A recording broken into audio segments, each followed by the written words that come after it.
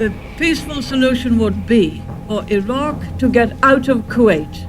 That is a matter for them. We hope they will do it. If not, we shall have to take the military option and see that Iraq does leave Kuwait. The Iraqis invaded in early August, and Margaret was Prime Minister until, well, she resigned at the beginning of November, and I replaced her, I think, on the 27th, 28th of November.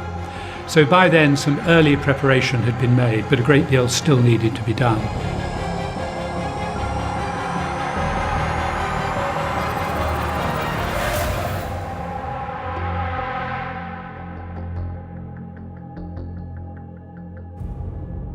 In determining what needs to be done in circumstances like this, you have to range a lot wider than the actual military strategy.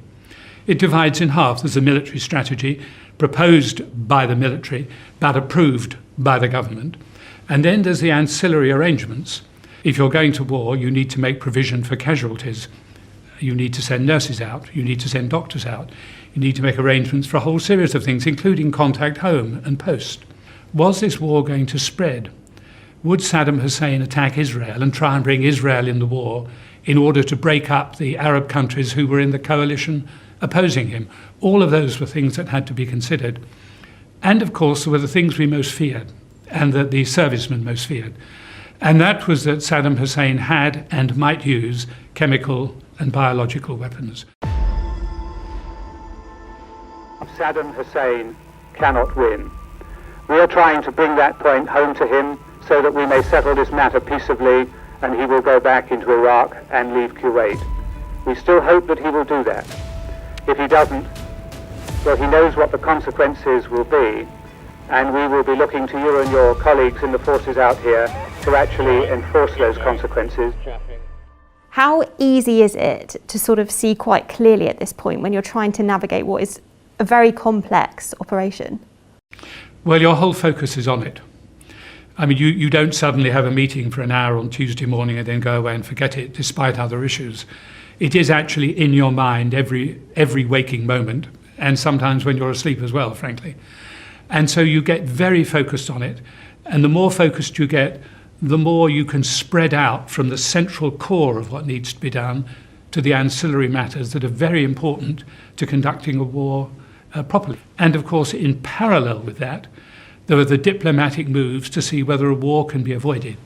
War should be the last resort, not the first resort, because people are going to be injured and in some cases killed.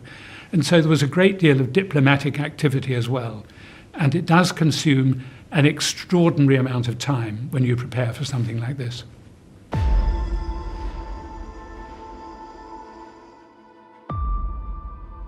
Partial withdrawal is not acceptable, and partial withdrawal will have to be followed by expulsion until it becomes a full withdrawal. There is no compromise on that. This conflict started August 2nd when the dictator of Iraq invaded a small and helpless neighbor. Kuwait, a member of the Arab League and a member of the United Nations, was crushed. Its people brutalized. 5 months ago, Saddam Hussein started this cruel war against Kuwait. Tonight, the battle has been joined. Can you remember exactly how you felt? Very vividly, and for a very special occasion. January the 16th, 1991, was my son's 16th birthday. And I had been out there to see the troops. Many of them were little older than my son. There were many there who were 18. The bulk of the troops to be involved in mainstream fighting were between 18 and 23. From my perspective, they were very young men indeed, and some of them still looked like boys. And I could superimpose my son's face on many of those young people, because another 2 years and he might have been there. And that made it very vivid and very personal. And I was also aware that whilst they were well prepared and trained for what they had to do, their families bore a great burden while they were there. The young man or woman may think, we are immortal as young people do and we will get through it, it's a great adventure. but for their families at home, fearing what the outcome might be, not knowing about chemical and biological weapons, not knowing how powerful the Iraqi Republican forces really might have been. It was a harrowing and terrifying time for them.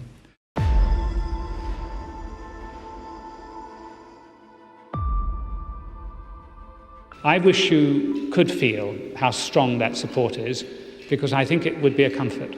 And I think to your husbands out in the Gulf, it certainly would be a great comfort to know the enormous support that they actually have.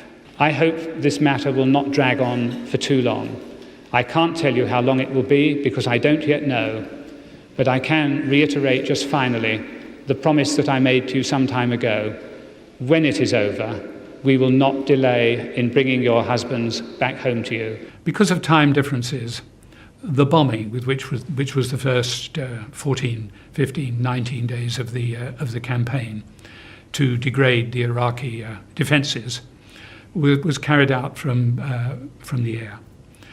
And that started at midnight every night. I think I was up every night till 2, 3 o'clock in the morning to see how it was going, and then back up awake again at 6 o'clock to see how it had gone. And some of my senior civil servants were up all night, night after night after night, because I think we're very conscious that older men and women send younger men and women to war. We may have to make the decision to go, but they bear the risk of being seriously injured, perhaps for life, or not returning at all. And yes, that does weigh on the mind. It can't not do so. How do you maintain that level of focus and also the stress of that? Well, mercifully, the war was quite short. It was only 5.5 weeks. So you can do it for that period of time, and you can sometimes grab a cat nap in the middle of the afternoon of an hour or so. How it was managed throughout the whole of the Second World War, which was a conflict on a wholly larger dimension in every respect, it's hard to look back and imagine.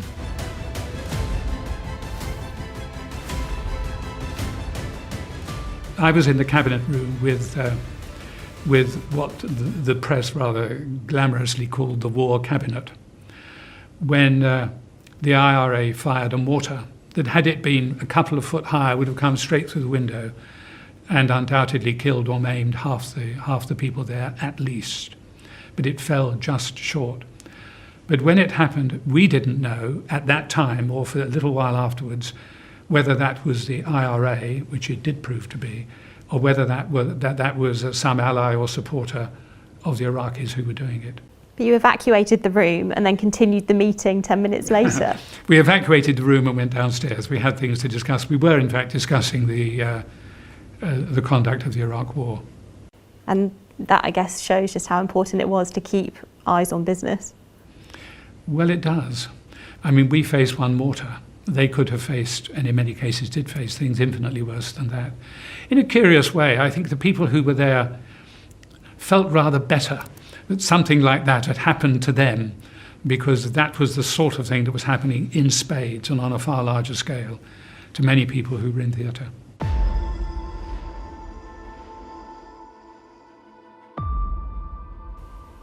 Does it feel like 30 years ago that this happened? Well, that's very difficult to answer. When you look back on it, yes, it does seem a long time ago. When you focus on it, and on the people you met when I went out to the Gulf, and on the commanders who led the British forces out there, the memories are so vivid, it seems much closer. I remember standing on Challenger tanks and talking to literally hundreds of servicemen and women who were gathered round. I remember they were holding placards. "Hi, Mum. Can I go home now? Am I paid enough for this?" And then talking to them privately. There were two things that were said to me then that I don't think I will ever forget. One, talking to some youngsters. These boys couldn't have been more than 18 or 19. I asked them how they felt. And there was a silence for a moment. And then one of them said, "It's our job. It's what we were trained for." And then I remember, after the conflict was over, going back and speaking to them again, when I made the most popular sentence I or any other Prime Minister has made for generations, which was simply, "You'll be home soon." And you could tell from the reaction that these young people had been through a great experience. Those who were there had come through it unscathed, and they now wished to go home to their families and their friends and their domestic life.